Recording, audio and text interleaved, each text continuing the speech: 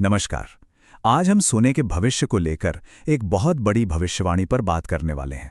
देखिए, दुनिया के जाने-माने अर्थशास्त्री हैं पीटर शिफ, और उन्होंने कुछ ऐसा कहा है जो गोल्ड इन्वेस्टर्स के लिए सब कुछ बदल सकता है। तो चलिए समझते हैं कि इस भविष्यवाणी के पीछे का सच आखिर है क्या। अब देखिए, मार्च में सोने में एक बड़ी गिरावट आई और उसके बाद से ही निवेशकों के मन में सबसे बड़ा सवाल यही है। एक तरफ डर लगता है कि कहीं कीमतें और न गिर जाएं, तो दूसरी तरफ ये एक बहुत बड़ा मौका भी तो हो सकता है। तो सवाल ये है कि इस कंफ्यूजन से कैसे निकला जाए। आइए इसी को समझने की कोशिश करते हैं। तो चलिए सबसे पहले उस बड़ी खबर पर आते हैं जिसने मार्केट में हलचल मचा दी है। ये है पीटर शिफ की वो भविष्यवाणी जो सोने के भविष्य को लेकर हमारी आपकी सोच बदल सकती है। जी हाँ, बिल्कुल सही सुना। शिप का मानना है कि सोने की कीमतों में एक जबरदस्त उछाल आने वाला है। वो कह रहे हैं कि सोना 5,000 से $6,000 प्रति आउंस के अपने ऑल टाइम हाई लेवल पर जा सकता है। ये बहुत बहुत बड़ा दावा है। अब इस भविष्यवाणी को सही से समझने के लिए देखिए, आज सोने का भाव लगभग $4,600 प्रति ऑन्स के आसपास है।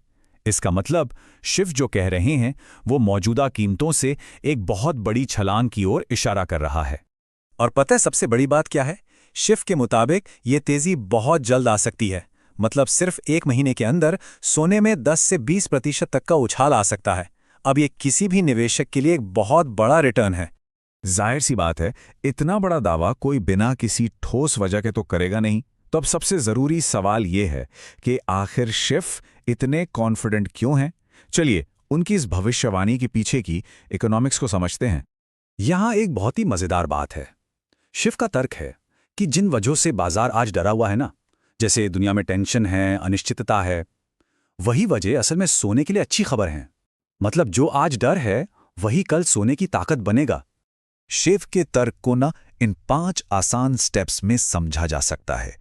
देखिए, जब मिडल ईस्ट जैसे इलाकों में टेंशन बढ़ती है तो तेल महंगा हो जाता है। तेल महंगा होने से महंगाई का खतरा बढ़ता है। इससे क्या होता है? इकोनॉमी की ग्रोथ धीमी हो जाती है और एक फाइनेंशियल क्राइसिस यानी वित्तीय संकट का डर पैदा होता है। और जब भी ऐसा होता है, निवेशक अपना पैसा बचाने के लिए कहां जाते हैं? सोने की तरफ। और ये सिर्फ कोई थियरी नहीं है, आप इतिहास उठाकर देख लीजिए। जब भी दुनिया में कोई बड़ा वित्तीय संकट आया है, सोने ने हमेशा एक सेफ हेवन, एक सुरक्षित पनागाह का काम किया है और उसका भाव हमेशा ऊपर गया है। यही बात सोने को इतना भरोसेमंद बनाती है। लेकिन यहां कहानी में एक ट्विस्ट है।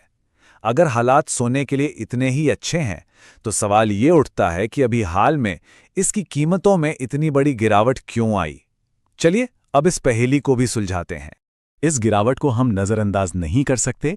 ये कोई छोटा मोटा उतार चढ़ाव नहीं था, बल्कि सोने के लिए पिछले कई सालों में किसी एक महीने में हुई सबसे बड़ी गिरावट थी। इसने कई निवेशकों को सच में चौंका दिया। तो इस गिरावट के पीछे मोटे तौर पर 3 बड़ी वजहें थी। पहली, अमेरिकी डॉलर का मजबूत होना जो सोने को कम आकर्षक बनाता है। दूसरी वजह, बाजार को ये लगने लगा कि अमेरिकी फेडरल रिजर्व ब्याज दरें जल्दी नहीं घटाएगा। और तीसरी और सबसे बड़ी वजह थी प्रॉफिट बुकिंग।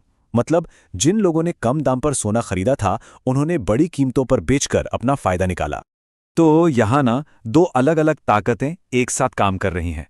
एक तरफ शिफ का लॉन्ग टर्म का सिद्धांत है जो कहता है कि संकट में सोना चमकेगा, और दूसरी तरफ बाजार की शॉर्ट टर्म की हकीकत है जहां एक मजबूत डॉलर और प्रॉफिट बुकिंग कीमतों पर दबाव डाल रही है।